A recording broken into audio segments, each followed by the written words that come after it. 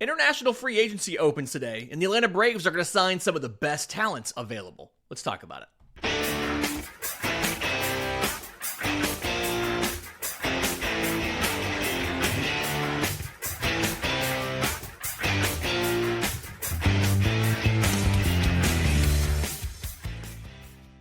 Yes, welcome on in to Braves Today for Wednesday, January 15th, your source of news, notes, and updates on your Atlanta Braves. I'm your host, Lindsey Crosby. You can follow me on Twitter and Blue Sky at Crosby Baseball. You can follow the show on Twitter, Braves_today. We have a Facebook page and Instagram as well. And you can find all of my written work, bravestoday.com. That's the Braves Today Substack, as this is both a podcast and a newsletter. And today is the biggest deal of all of the days that not everybody cares about on the MLB calendar, right? This is a big day for organizations, a big day for prospect people, because today is the opening of international free agency. The signing period begins on January 15th. Didn't used to always be here. It was over the summer for a while, but January 15th. It'll run through December 15th of 2025. Players, international players, so outside the U.S. and Puerto Rico and Canada, international players who will be, who are 16 or will be 16 by this September 1st are eligible to be signed today, unless they are at least 25 years of age and have played 6 seasons in a foreign league recognized by Major League Baseball. So, the KBO in Korea, NPB in Japan, Mexico, like some of these different leagues, these are the professional leagues where you can be excluded. Roki Sasaki, the whole reason why everybody was so excited for Roki Sasaki is he has played in NPB and been a very good player, but he is not yet 25 and does not yet have 6 seasons under his belt. So he is subject to international free agency rules. Similar situation that Shohei Ohtani dealt with when he came over.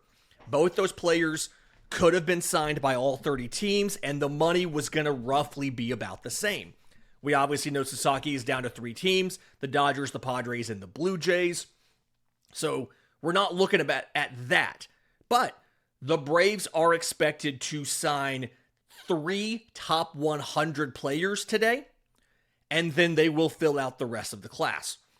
So let's get into who these players are. I want to tell you about who Diego Torres is, who Rowdy Reyes is, who Angel Cardona is. Let's talk about what they do with the rest of the money in the pool and some of the options for that. And then in the final segment, we're going to chat a little bit about how international free agency kind of sucks and isn't a great system. So starting off, know that ever since Atlanta got out from under the restrictions on international free agency placed on them through John Capella doing a bunch of nonsense, Atlanta's modus operandi has kind of been, we're going to take a big swing. We're going to go out and get one of the top players in international free agency. Last year, Jose Perdomo, one of the top players available in international free agency. Now, you didn't get the first year out of him you expected because of a hamstring injury, but they signed a player at the very top of the market, took almost the entire pool. This year, from preliminary reports, and we are recording this late in the evening on Tuesday, so things could change before you hear this, but Atlanta is expected to sign a top 5 player, but not use almost the entire pool like they did last year. The bonus pool for Atlanta is $6.261 million. Every team is in a different bucket based on different criteria, whether it's payroll, signing, qualifying offer, free agents, revenue sharing, all of that stuff. Atlanta's in the $6.261 million bucket. And about $2.5 to $3 million of that is going to outfielder Diego Torres out of Cuba. The hard part about international free agency is it's so hard to get really, really good information on a lot of these players, right? A lot of them agree to deals when they're 14 years old, and they kind of get stashed away at complexes and trainers' facilities in the Dominican for a couple years until signing day comes around and they sign. So a lot of virtually all of the scouting notes that we have today came from Baseball America. They're the most plugged in non-MLB affiliated organization that does this prospect scouting. So baseballamerica.com has all of the scouting reports that we're going to give you today. You can go out and read them as you want to. But for Diego Torres, $2.5 to $3 million is what I've seen reported as the expected bonus for him. He's 6'4", 200, again, out of Cuba. We'll address the logistics of that in just a second. But there's some pros and some cons to know about Diego Torres and his expected signing. So one thing to know is June 3rd, 2008 was his birthday. I don't want to make anybody feel old. I was close to graduating out of college at that point, so I feel incredibly old right now. But he'll be one of the younger players in the class, which is odd for a Cuban player. Typically, because of how the timing works on having to defect and everything, they're usually older than your typical IFA when they sign. This is an exception. There are some pros, there are some cons here. I mentioned he's already 6'4", so he's nice and tall.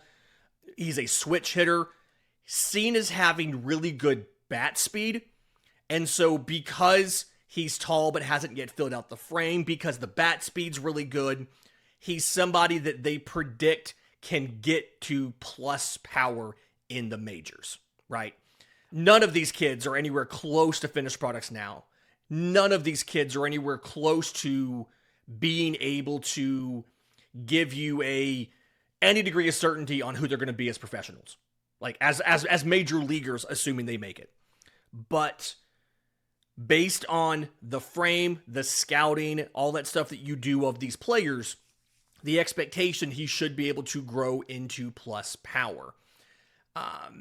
Not all positive, obviously, but some of the things that they do like outside of the physical tools, the projection available in the physical tools, is he recognizes spin really well. And I think this is something worth pointing out because at the amateur level, and especially down here in Latin America at age 14, 15, 16 and all that, so much of this is just hitting fastballs, right? You see it when you get a prep pitcher in the draft.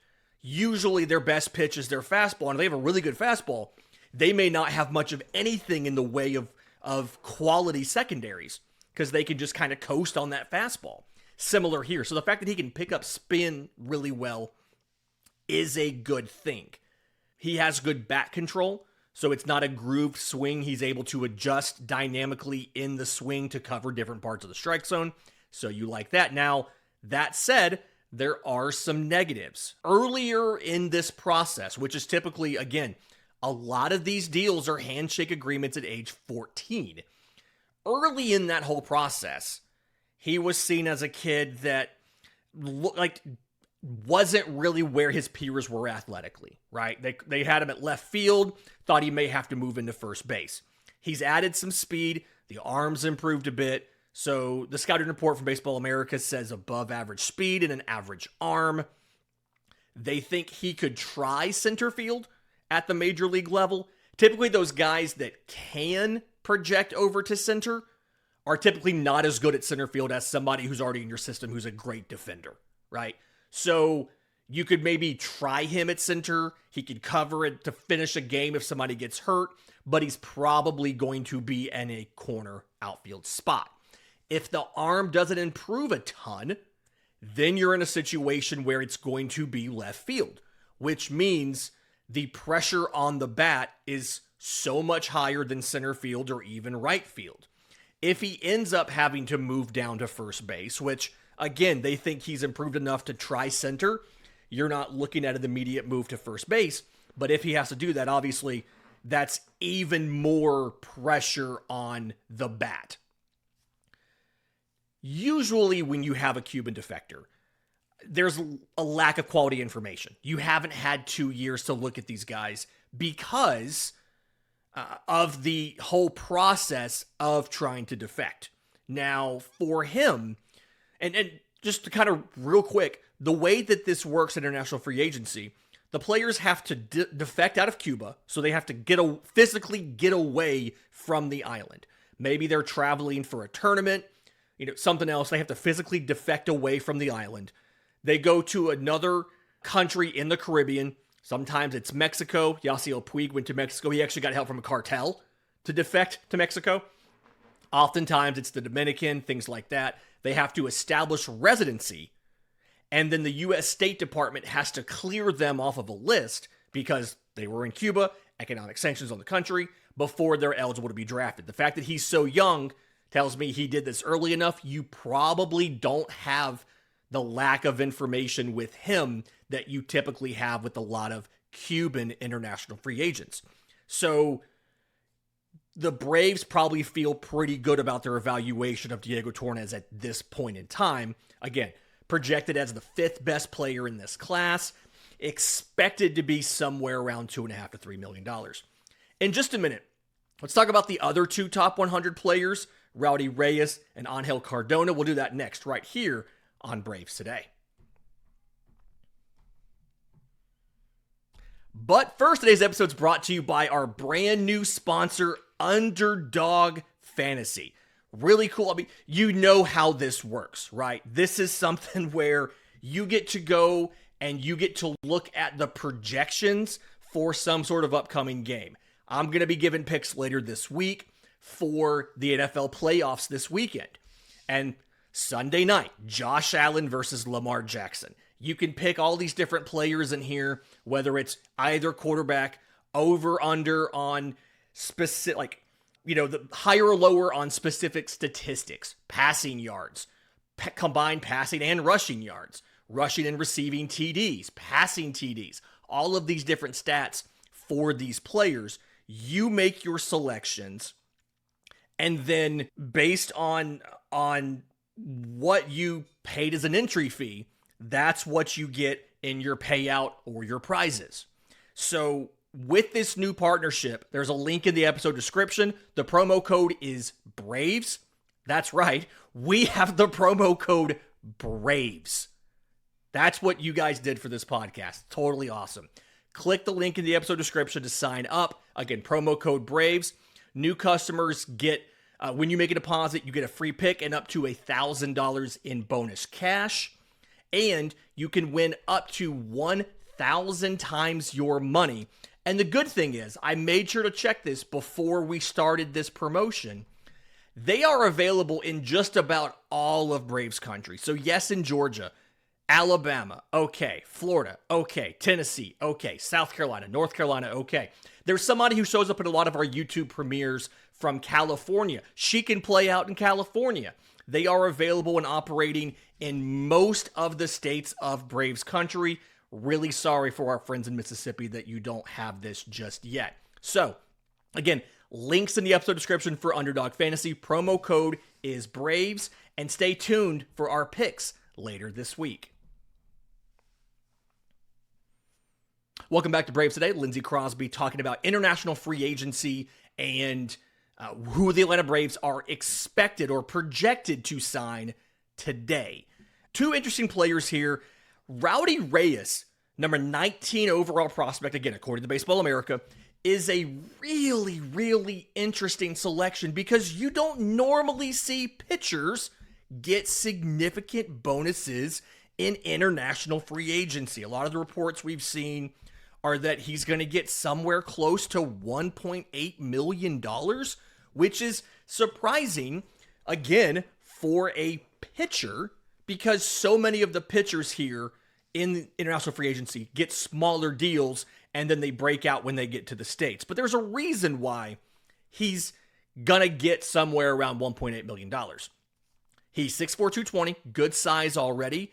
And what he does with that size is throws 101 miles an hour. 101 miles an hour. For contrast, there is not a single player that wore an Atlanta Braves uniform in 2024 that threw over 100 miles an hour in a game. And he is 16 years old, throwing 101 miles an hour. Now, It's the usual problems you have from a really young pitcher with a really great fastball.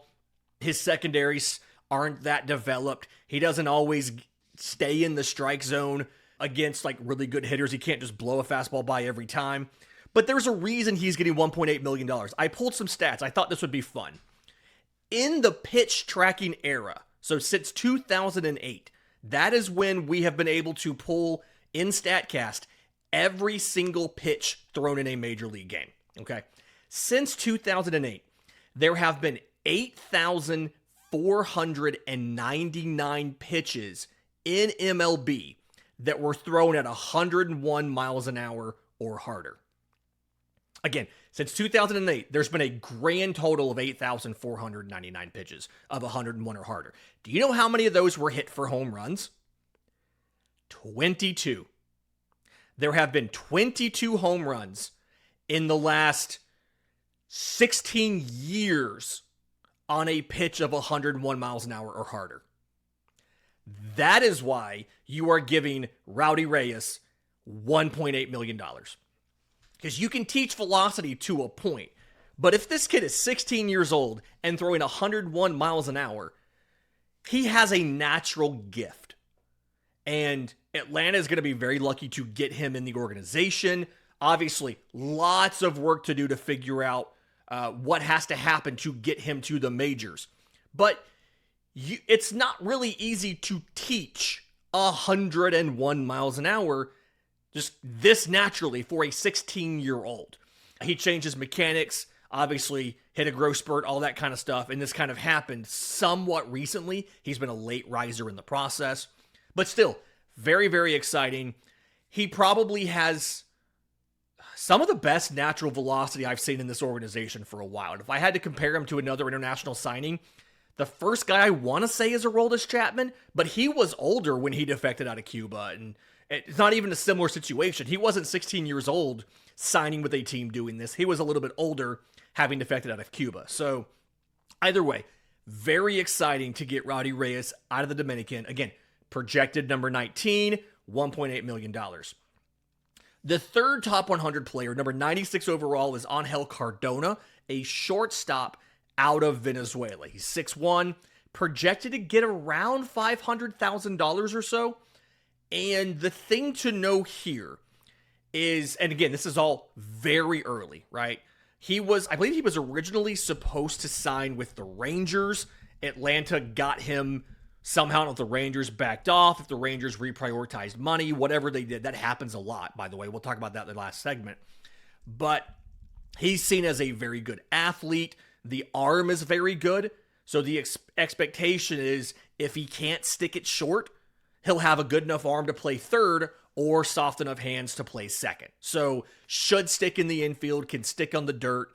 Not a guy you have to kick out to the outfield. Not there's a problem with that, but it's obviously more valuable if the guy can stick in the infield. Thought to have lots of physical projection left. They see that the offensive approach, again, this is all Baseball America's scouting reports here. He should be able to grow into a 15 to 20 home run bat. Something Brian Snitker likes to say, and he says it about Michael Harris a lot, is he has to grow into his man strength. Angel Cardona is 16 years old. He has a lot of work to do to get that man strength, but should have plenty of room to fill out. There are some cons, as there's always going to be with 16-year-old kids. They called that an aggressive offensive approach, which means, that typically what that means is he's going to be vulnerable to breaking balls and off speeds because he's jumping on fastballs when he sees them, and he's going to have some issues with pitchers who can locate a little better. Now, again, most of the pitching in the Dominican Summer League is not very good at all. If you've never actually watched a DSL game, they're not broadcast anywhere, but sometimes you can catch them on streams. Oftentimes, in-team facilities, the front office staff and things like that can watch them on streams. I've watched one before. It's ugly. It's ugly baseball sometimes, especially in the pitching department when you get into the 7th, 8th inning of a game that's dragging on and you've already gone through 5 or 6 pitchers and there's just nothing left. These are ugly games, but it's still something where Angel Cardona should be able, health permitting, to perform pretty well in the DSL in 2025. Now, when you add all this together, you're looking at around somewhere between 900 and 1.3 million or so of that pool, of that bonus pool left for Atlanta. They're going to have to fill out the rest of the roster. They also, if they want to, have the ability to make some trades. Teams can acquire up to 60% of their bonus pool amount. Whoever's going to sign Roki Sasaki is going to want to acquire more money. Again, probably the Dodgers, but the Padres and Blue Jays are technically named as finalists in there as well. And so you can, $500,000, when you trade away bonus pool space, it has to be in increments of $250,000. So $250, $500, or $750, right?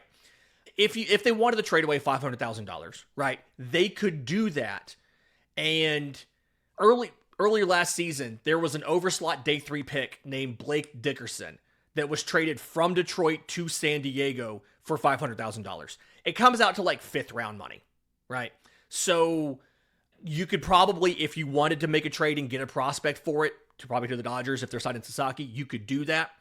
You'll also go ahead and fill out the rest of the class. Even if nobody's getting big bonuses, you're still going to sign enough players, if not solely on Wednesday, then the rest of them trickling in over the next couple weeks or even months to fill out your DSL roster. And the sad thing is, most of these players are never even going to make it to the States. We'll break that down next, right here on Braves Today.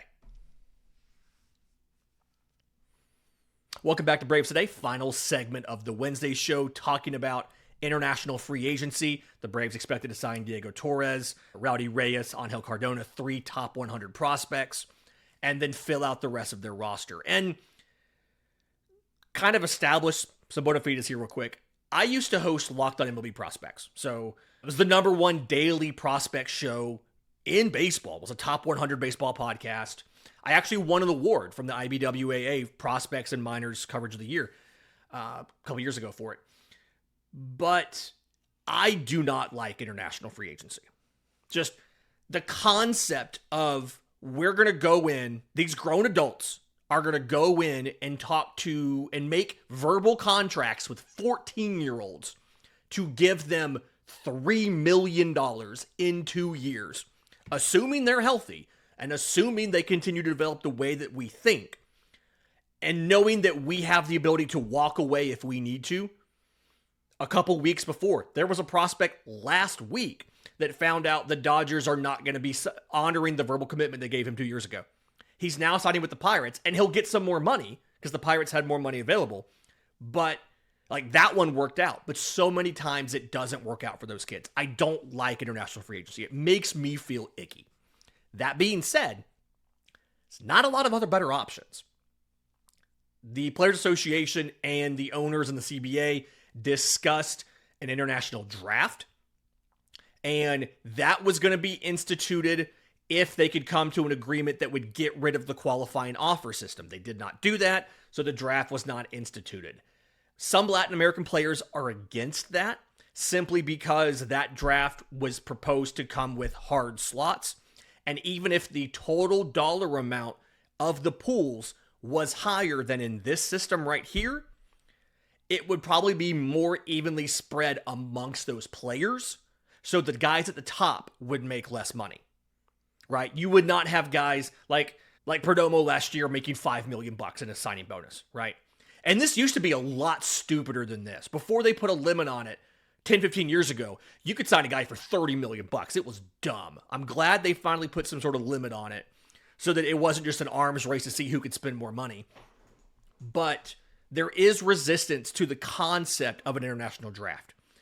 The other part of this that is really tough for me, and nobody really talks about this in baseball, is yes, Atlanta just signed is expected to sign today, 3 top 100 players. But they need a team to play for. And so, over the course of the next couple months, Atlanta's going to sign a full team worth of kids to play in the DSL this summer. And I remember I was interviewing a prospect. At the time, he was in high A or single A with the Chicago White Sox organization. And he told me a story about they just had a terrible game. They were kicking the ball around the yard. It was sloppy. It was ugly. It was frankly like embarrassing. And when they got done, the coach called everybody over and he thought they were just about to get reamed out. And he said, like, to the accumulated players, he's like, you see those three guys over there? And he was pointing at the three top 10 prospects who were on this team. They were off to the side working with some player development people after the game. And he said, I'm not going to yell at you guys.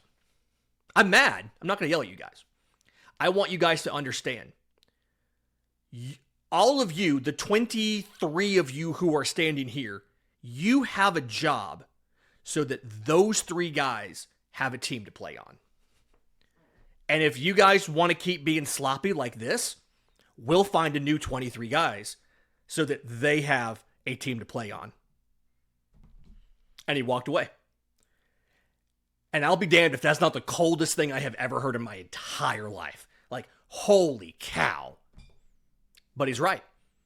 And that prospect I talked to, he was out within a year and a half. He was out of the game. He's now a pitching coach in Colorado. So that's what's going to happen to a lot of these kids that sign. Most of these kids that sign will sign for 10 grand, 20 grand. Some of them will get actual money. Ozzie Albies signed for $350,000. Ronald Acuna Jr. signed for $100,000. But for every one, like Ellie De La Cruz, I think was $100,000.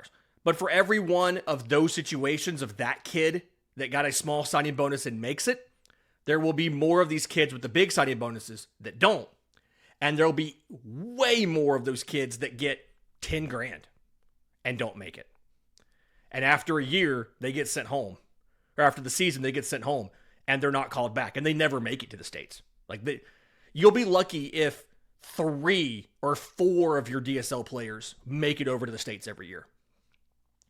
And so there's not a fix for that. It's just, for some reason, I just wanted you to know that that is a part of this that nobody's going to talk about from this. But the system in and of itself, negotiating contracts with 14-year-old kids, it sucks, man. It's weird. If that kid doesn't develop the way that you expected or gets hurt right before the signing period opens, teams will just walk away. And that kid has to either try and find another deal in the last couple days, which usually means taking significantly less money. The kid that went from the Dodgers to the Pirates is the exception to that. Or they have to wait around for another year to try to get into next year's class if there's money still available.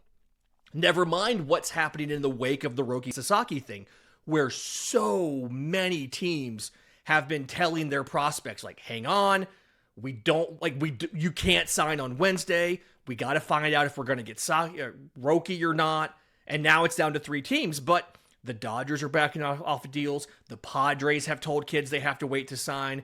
The Blue Jays, I don't actually think they have a chance to get Roki, but it's super nice of him to put them in there as the 3rd. Same thing there. They've minimized it by announcing who is and who is not in on Roki. But still, the system sucks.